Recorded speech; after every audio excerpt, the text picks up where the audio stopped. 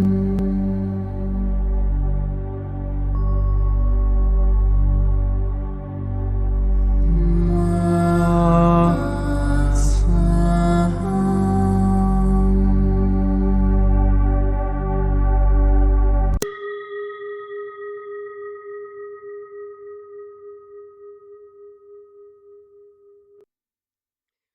qui suit est la transcription d'un échange entre Mathias De Stefano, désigné ici comme moi, et son soi supérieur désigné comme je suis.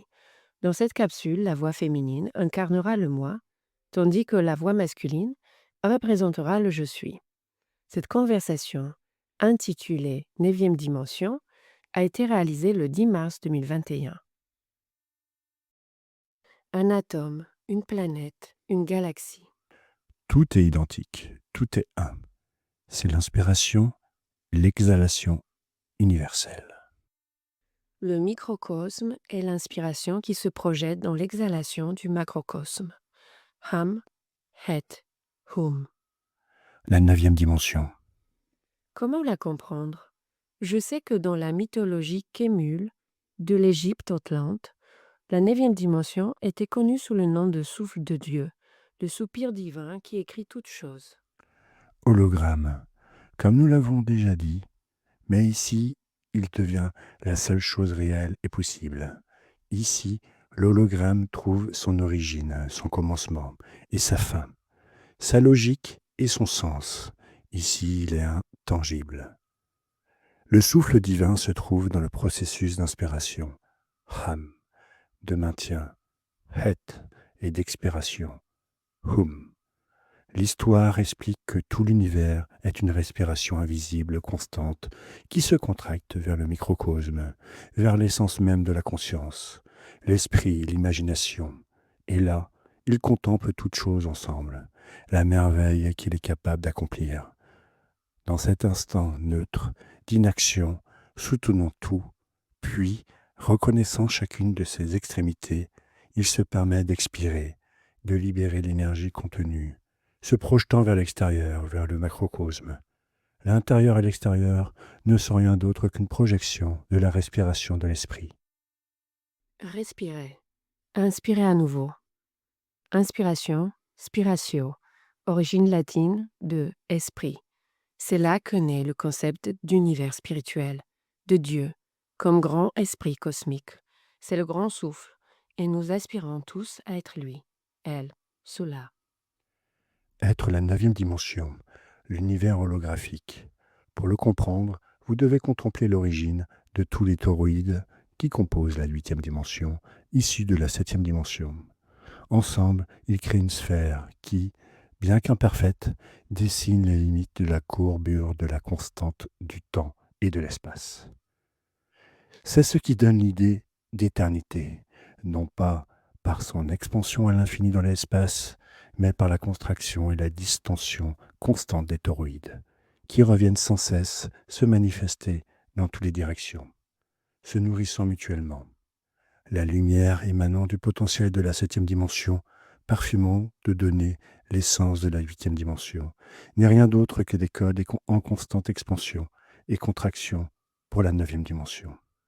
C'est là que l'on comprend la conception de Dieu, mais pas celle qui provient de la notion humaine de jour, mais le Dieu qui contient tout. Eloha, Elohim, le grand être parmi tous ceux qui sont Dieu des dieux. Pour les premiers philosophes de la Terre, Dieu n'était pas un individu, mais ce qui nie tous les individus. Ils voyaient que les cycles de la nature avaient un rythme, une cadence constante. Depuis les saisons, le cycle de l'eau, le mouvement du soleil et de la lune, la respiration d'un bébé, la croissance d'une plante, la vie d'une montagne, tout, à différents niveaux, semblait être vivant, respiré.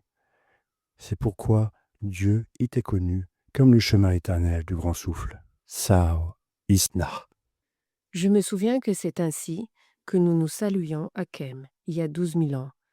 Sausna, comme un bonjour, plus complexe dans lequel nous voulions dire que le chemin divin s'exprime en toi, ou quelque chose comme ça.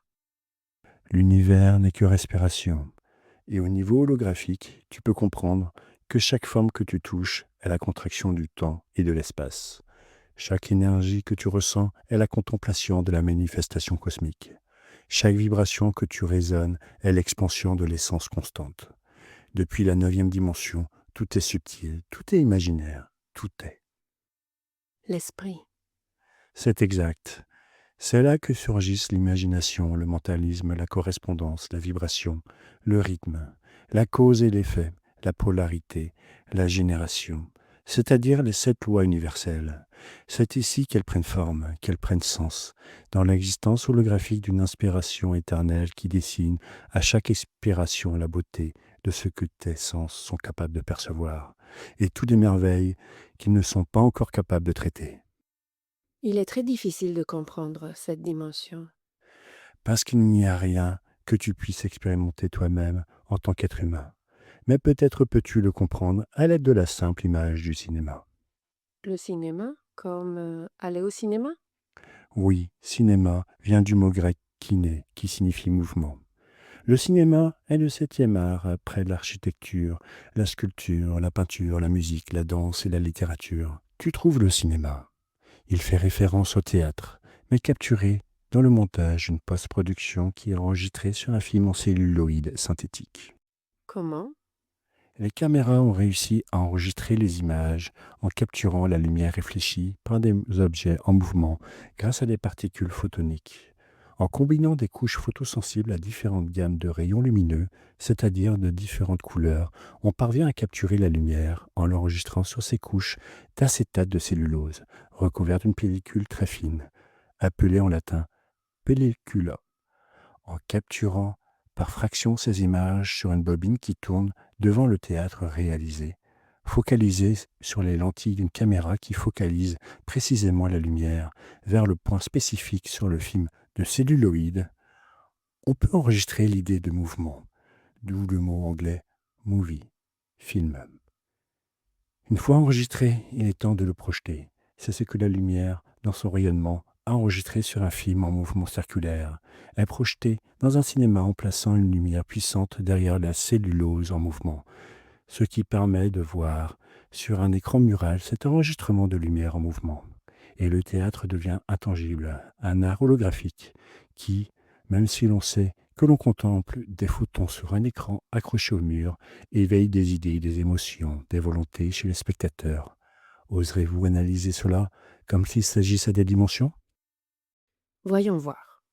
Je suppose donc que les acteurs et les actrices sont des individus qui jouent à être plusieurs, d'autres personnalités, ce qui me rappelle la 6e dimension.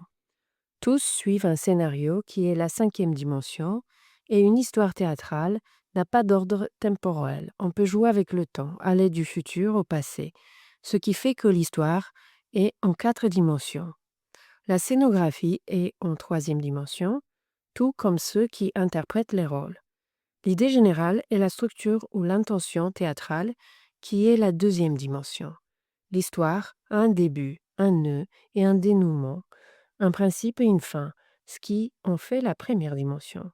Maintenant, pour en revenir à la 6e dimension, je comprends que la raison pour laquelle je vois les acteurs et les actrices est grâce aux photons, aux couleurs, à la lumière, qui se reflète sur eux et qui, à différentes fréquences, me permet de les observer, c'est-à-dire la 7e dimension. Le film celluloïd qui tourne sans cesse, enregistrant chaque donnée de la lumière, dans les fines couches photosensibles, est la 8e dimension qui capte chaque information de ce qui se passe, enregistrant tout. Et c'est cette même lumière puissante de la 7e dimension qui, à travers le mouvement toroïdal de la 8e dimension, projette les hologrammes lumineux qui me permettent de voir les autres dimensions sur un écran. Et cette projection, c'est la 9e dimension. Parfait. Compris. C'est la façon la plus humaine dont tu peux voir le fonctionnement de la 9e dimension. Or, s'il s'agit d'un circuit fermé, c'est-à-dire que la projection que vous voyez sur l'écran accrochée au mur est celle qui provoque des soupirs chez les spectateurs et inspire certains à devenir réalisateurs ou interprètes de nouveaux films cinématographiques, cela les pousse à créer de nouvelles idées, de nouveaux personnages, des scénarios, des performances, des histoires et des enregistrements qui inspirent d'autres personnes à raconter leur propre histoire, à vivre leur propre production. Donc, c'est dans la neuvième dimension que nous trouvons l'inspiration pour produire, créer, manifester nos histoires. C'est comme si, à un moment donné, inspirés par les histoires des autres dans l'univers, nous nous lancions dans la création des nôtres et que nous nous retrouvions maintenant à jouer dans notre propre film, qui n'est rien d'autre qu'une autre projection dans l'esprit cosmique.